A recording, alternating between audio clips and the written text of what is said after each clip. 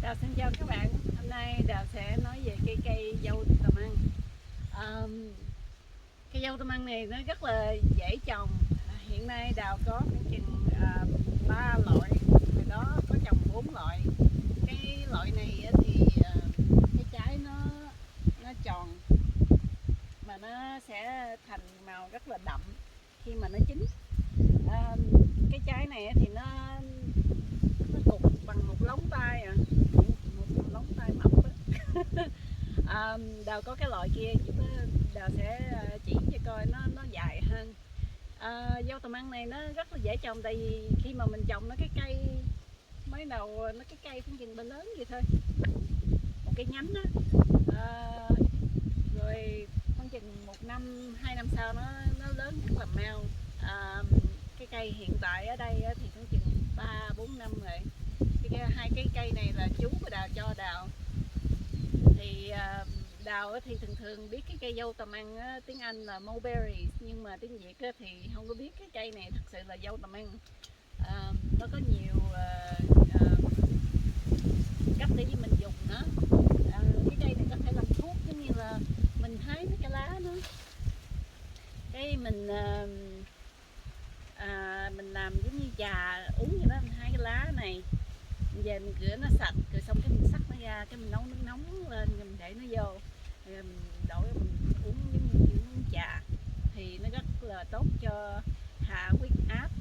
Còn nếu mà mình ăn dâu tầm ăn thì nó có nhiều cái chất vitamin C á, thì nó nó làm cho cái sức khỏe của mình, đề kháng của mình nó cao hơn để trị bệnh.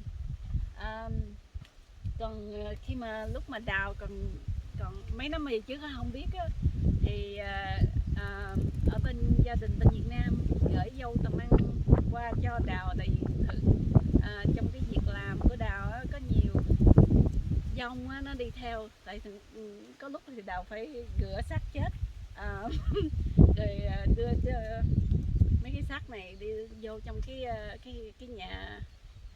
nhà đông lạnh á.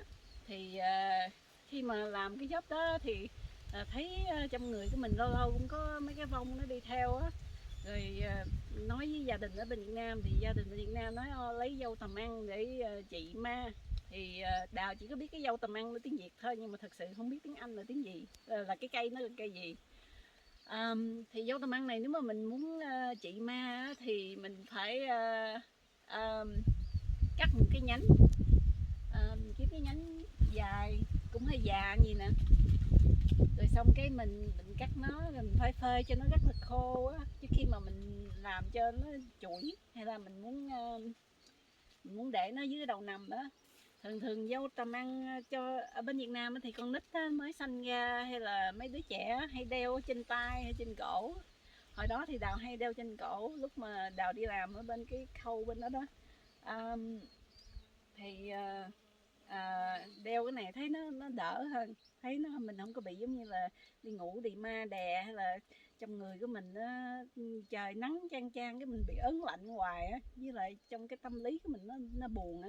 Cái đó mình biết là khi mà cái chuyện nó xảy ra thì thường thường Đào là cái con người rất là vui vẻ, nhưng mà mình thấy tự nhiên sao mình ớn lạnh hoài mà mình buồn bã, thì mình biết là trong có cái âm khí nó đi theo mình phải giống như là kêu họ đừng đi theo nữa. Thì mình đeo dâu tầm ăn thì nó tốt cho cái đó. Còn cái cách mà trồng cây dâu tầm ăn thì nó rất là dễ, tại dâu tầm ăn nó ở đâu nó cũng mọc cũng được. Con cái nếu mà mình sống chỗ mà tiết hay là gì đó có thể nó hơi khó hơn chút xíu, nhưng mà thường thường chỗ nóng hay là đất nó không tốt, mình chỉ cần để nó xuống đất cho mình tưới thường xuyên thì nó sẽ lớn giống như vậy, mà cũng không cần chăm sóc gì mấy nữa. Khi mà mình giống như cây này á, nó mọc thì nó có loại, thì cái loại này thì nó mọc nó túa ra cái cành bự như vậy.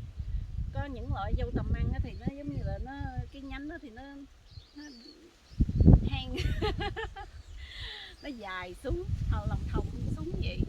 Thì nếu mà mình muốn giống như là mình trồng nó, mình muốn ăn mấy cái trái này á, thì mình hơi mỗi năm thì mình phải cắt nó, nó thì cái cây nó mình làm với cây nó đẹp hơn, nó tròn hơn, với lại nó dễ cho mình hái. Không thôi nó mọc như là cái gừng vậy đó, giống như cây gừng vậy đó. Thì khi mà nó mọc cao quá thì mình thấy nó rớt dưới đất như nè, nhiều, rất là nhiều. Rồi mình không có thời gian, là mình không có cây thang á để mình bẻ nó. Trái dâu tầm ăn thì mình có thể ăn với mình hái từ cái cây mình ăn đó. Khi mà mình cái loại này là loại tím, khi mà mình bẻ nó hay là gì đó, cái tay của mình nó sẽ là ra cái màu tím, nó sẽ dính. Thường người ta không thích ăn dâu tầm ăn tại vì nó làm cho mình dính áo, dính tay tùm lum tùm la. Thì nếu mà mình muốn khi mà mình bị dính tay gì, mình hái cái trái mà nó chưa có tím á, cái mình bẻ gì nó, mình rửa nó nè, rồi nó sẽ ra hết mấy cái tím mà tím đậm. Cách này thì đào học của ai nó quên rồi, nhưng mà thấy không, nó ra hết trơn à. Nếu mình trồng cây tím mà mình ăn mà mình dính tùm lum á, thì mình nên lấy cái trái mà nó chưa có tím, nó còn hơi đỏ gì, hơi trắng gì nè, mình bóp nó, mình lấy cái nước nó là mình rửa tay là nó ra hết trơn à. Ok. Cái cây dâu tầm ăn này nếu mà mình ở cái thành phố hay là gì á thì mình phải nên cắt cho nó nhỏ xuống, lại là mình phải cắt hoài. Còn nếu mà mình có nguyên cái chỗ mà cái garden nó bự á thì mình không có cần cắt nó gì mấy, mình để cho nó mọc tự nhiên. Rồi cái cây này có thể là nó tranh đua với mấy cái cây kia. Thấy cái cây này là cây xài, trồng kế nó không có được tốt, tại vì cái sức mạnh của cây này nó mọc rất là mau á, nó tranh đua với nhau, là mấy cái cây vòng vòng nó không có sống, nó không có được tốt gì mấy. Ok. Còn Đào sẽ đi chỉ cái cây loại dâu tầm ăn loại khác đi. Cái dâu tầm ăn này là cái loại thứ hai. Cái lá nó thì nó nhỏ hơn cái loại kia, mà cái trái nó thì nó dài, nó màu trắng. Cái loại này thì nó mắc tiền hơn cái cây mà màu đỏ đậm đó, tím đậm. Tại vì cái trái nó khi mà nó ra thì nó xanh như vậy, nó xanh rồi xong cái nó sẽ thành trắng. Rồi khi mà nó giống như là con sâu vậy đó, khi mà nó chín đó, thì cỡ như nè là mình ăn nó được.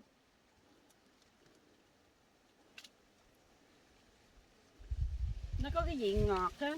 Đào thì không có thích gì mấy, thích cái loại tím kia hơn. Cái loại tím kia nó chua ngọt, mà nếu mà mình xay nước mía mà mình để nó vô, cái màu sắc nó rất là đẹp, mà uống nó cũng ngon nữa. Cái cây này, cái loại này nó có màu trắng và nó có màu đỏ. Nó không có khi nào nó mọc chậm hơn là cái cây kia. Trong 4 năm trời mà cái cây này thấy nó cũng còn nhỏ gì. Nếu mà mình thích cái loại này thì mình trồng cái loại này, nếu mình có chỗ nhỏ thì mình trồng cây này. Okay.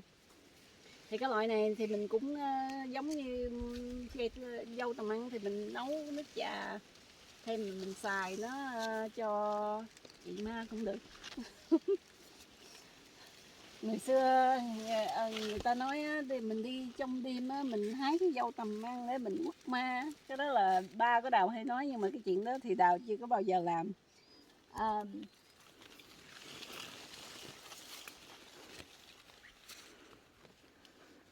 Lại đây giờ cái nhánh này nè, nhưng mà thật sự Đào thấy cái cây này, dâu tầm ăn này nó rất là đẹp. Mình thấy mấy cái trái nó ra mình thấy mê vậy đó. Nhưng mà thật sự ăn nó không có ngon gì mấy. Nó ngọt thì nó ngọt thiệt. Okay. Cái cây này là cái cây thứ ba Đào có, là cái loại này cũng là loại trái màu dài, trái dâu tầm ăn loại dài mà màu đỏ, cái kia là màu xanh trắng. Khi mà nó chín á thì nó giòn rất là nó giống như là cái cây màu trắng kia, nhưng mà khi mà nó chín rồi á nó sẽ thành đỏ như vậy.